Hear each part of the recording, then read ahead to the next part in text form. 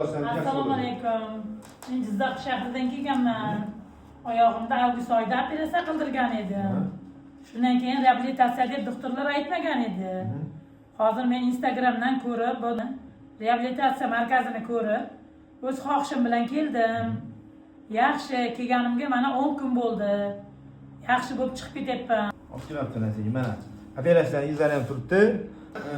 Bizga ko'pchilik bemorlar patsientlar murojaat qiladi, mana shu hammada ko'pchilikda shu muammo. Operatsiya qilinadi. Reabilitatsiya o'z vaqtida qilinmaydi. Mana bitta isboti olgan ozgina cho'dvoriylar sizga necha oydan keyin deyilgan reabilitatsiya? 6 oydan keyin deydi. Lekin menda oyog'imda oqsoqlanish paydo bo'ldi. Yaxshi yurolmay, og'riq paydo bo'ldi. 3 qadam yursam oyog'im og'rib qolyapti. Men tan berdim.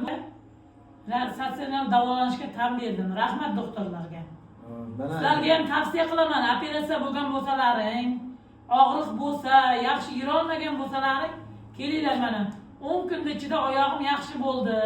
Bemalol yurib chiqib ketyapman. Yuring endi. Yaxshimi oyog'ingiz? Zo'r. Yurang, biza kelganda shundan yurmasin deydi. Yo'q, bir tomonga qarab oqsab yuradi. Hozir mana ancha oqsab. Xudoga shukr, yaxshi.